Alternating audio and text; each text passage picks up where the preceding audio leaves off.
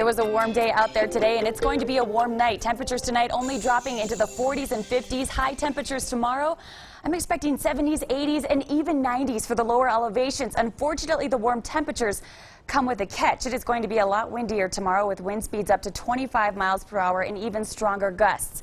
You'll notice more clouds also. By 7 o'clock tomorrow morning, a mixture of clouds and sun for southern Colorado. Storms already starting to pop up across the high country.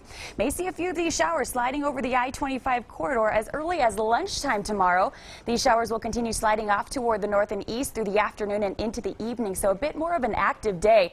Things will quiet down as we head into tomorrow night, only to pick back up as we head into your Saturday. So we are going to be embarking on a bit more of an active pattern here as we head into the end of the work weekend, into the weekend. Taking a look at your 7-day forecast, I expect the chance for showers to increase as we head into your Saturday, and unfortunately Mother's Day looking like it could be a bit on the soggy side as well. Temperatures dropping back into the 60s.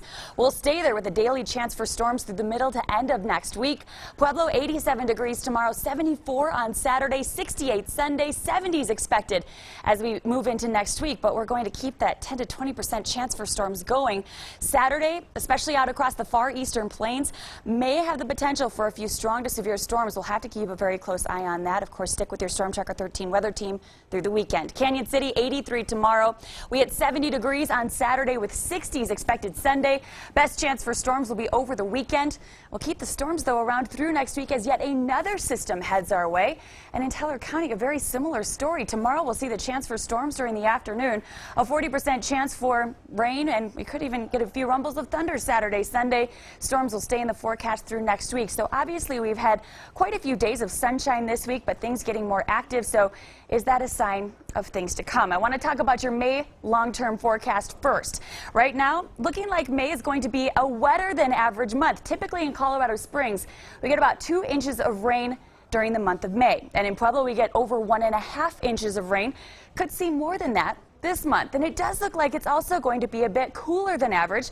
Average temperatures this month in Colorado Springs, 69 degrees, 77 degrees is the average temperature in Pueblo. But is this trend going to continue through the entire summer? Want to take you from June all the way through August.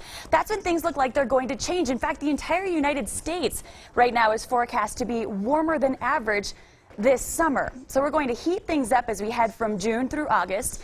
And it looks like the confidence as far as how much water we'll end up with this summer gets a little bit lower as far as where we're going to see the wettest conditions. Could still see a wetter than average summer, but at this point it's not looking so great that that will end up being the case. Here's what's going on. So I'm going to get a little sciencey with you for a second, so try to bear with me.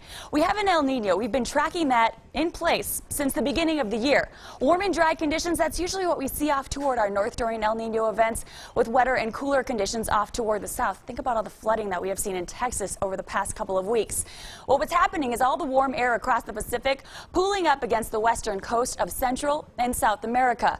What I expect to see happening here over the next couple of months, all that warm air is going to slosh back off toward the west, allowing cooler air to move in, or cooler water rather, to start pooling up against the coastline of Central and South America. Basically what this boils down to, our El Nino, guys, it's going to start breaking down. That's going to allow a La Nina to form. So even though we're going to see warmer or cooler and wetter conditions here for the month of May, I do expect it to get drier and hotter by later this summer, so expect a pattern switch as that El Nino begins to weaken and the La Nina, especially by this fall, begins to develop. So something that we'll be tracking very closely. Here we go. Yeah. Thanks, Rachel.